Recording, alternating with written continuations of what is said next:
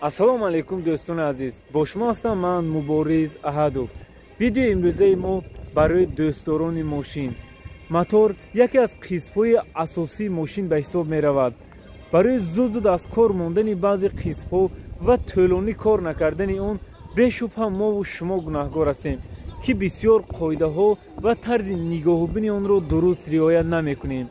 имрӯз бароятон якчанд маслиҳати наве дорам, ки барои давомнок шудани кори мотори мошинатон кӯмак хоҳад кард. моро то охир ҳамроҳӣ кунед. касоне ки бори аввал ба видеои мо дохил шуданд ва намедонанд ки ширкати алабум чӣ гуна ширкат аст, ба шумо мегӯям ки мо қариб тариқи 2 сол аст ки ба фурӯши телефонҳо машғулем. дастсафкаи мо ба тамоми федератсияи Россия ҳаст, инчунин ба Тоҷикистон низ дастсафка мекунем.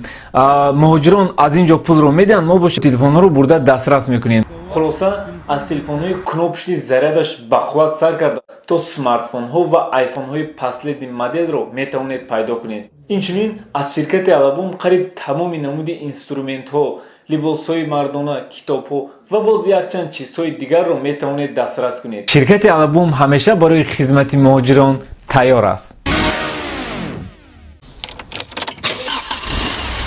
муҳаррикҳо ҳангоми ҳаракат ва кор кардан қисмҳои он ба якдигар мерасанд, соиш мехӯранд ва садо мебароранд.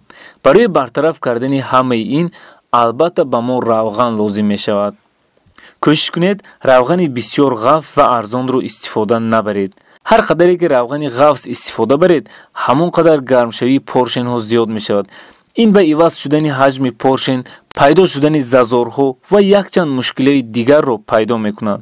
ман ки дар ин соҳа кор карда будам, шоҳиди бисёр хатогиҳои ронандаҳо мешудам, ки баъзе ронандаҳо пас аз тай намудани 20 000, 25 ва ҳатто 30 000 километр баъдан равғани моторро иваз мекарданд, ки ин тамоман нодуруст аст. одатан равғани моторро пас аз тай намудани 13-15 000 километр иваз мекунанд. агар хоҳед ки мотори мошинатон солҳои тӯлонӣ ба шумо хизмат кунад, беҳтар аст пас аз 10-12 000 километр равғанро иваз карда истед ва иваз кардани филтри равғанро ҳам фаромӯш накунед, чунки як зарраи хурди чирку гард метавонад зарари сахти худро ба муҳаррикҳо расонад. беҳудаю баҳуда моторро нашӯед. албатта тоза нигоҳ кардани техника ин кори хуб аст, лекин тез шустани мотори мошин мумкин нест. агар аҳамият дода бошед, дар бисёр мойка, яъне ҷойҳои мошиншӯӣ нависта мемонанд, ки пас аз шустани мотор барои кор накардан ва канда шудани баъзе ноқилҳо онҳо ҷавобгар нестанд. дар гирду атрофи моторҳо баъзе қисмҳои ҷойгир аст, ки пас аз расидани об тез зарар мебинад. масалан генератор, стартёр, баъзе датчикҳо ва боз якчанд чизҳои дигар. аз ин рӯ зуд шустани моторро тавсия намедиҳам. ҳангоми боронҳои зиёд, ҳаракат дар роҳҳои пур аз об, ҳеҷ гоҳ мошинро тез наронед. чӣ хеле дар боло қайд кардам, маҳз ҳамин сабаб мешавад ва шумо маҷбур мешавед ки тез мотори мошинатонро шӯеду умри моторро кӯтоҳ гардонед. агар мошинатонро дар ҷойҳои сероб тез ронда бошед, хуб медонед ки чӣ зарарҳо дорад. якбора овози ременди динам баланд мешавад, ҳаракати мошин суст мешавад ва боз якчанд камбудиҳои дигарро мушоҳида мекунед. маслиҳат ин аст ки дар чунин ҷойҳо тез наронед ва аз рӯи имкон аз поёни мотор зашта, яъне барои ҳимоя ягон чизе гузоред. маслиҳати чоруми мо ба таксистҳо ва онҳое ки роҳҳои дароз тай мекунанд дахл надорад.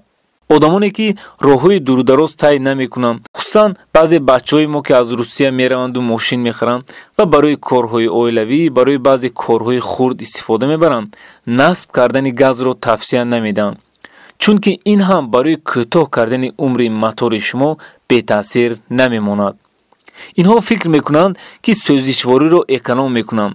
барои насб кардани газ, тайёр кардани ҳуҷҷатҳо барои газ, барои тафтиш ва таъмири баъзе датчикҳои газ ҳисоб кунед ба ҳамаи ин чӣ қадар маблағ сарф мешавад.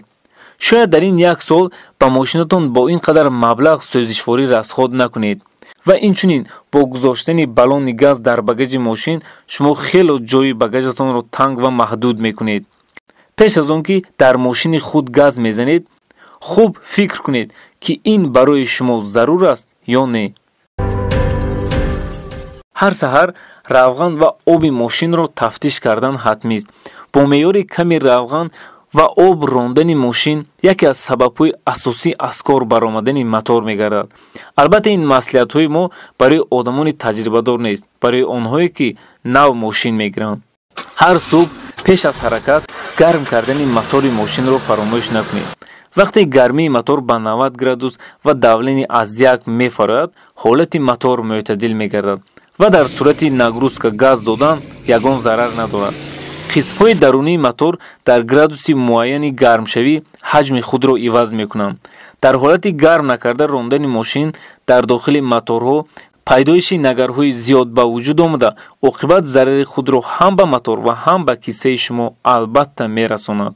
хуб дӯстони азиз, ин буд якчанд маълумоте ки оиди моторҳо ҷамъ намуда пешкаш шумо гардондам. агар аз ин ба худ чизе гирифтед, хурсандам. видеоро ба ёру дӯстони худ фиристед. агар дар оянда чунин мавзӯъҳоро дидан мехоҳед, фикрҳои худро дар комментария нависед.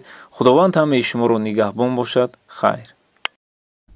ин ширкати давом мебошад. танҳо ҳамин ширкатро ба шумо тавсия медиҳам ки дар ин ҷо доруҳои гиёҳӣ аз қабили эпимедиум паста барои бақувват кардани мардонагӣ, барои ришу мӯи сар баровардан миноксидил аст ки аз амрико оварда мешавад ва барои фарбеҳшавию, барои харобшавию, барои дарди меъдаю, барои мӯҳ рехтану, барои тамоми намуди дардҳо доруҳои гиёҳӣ дар ин ширкат ҳаст.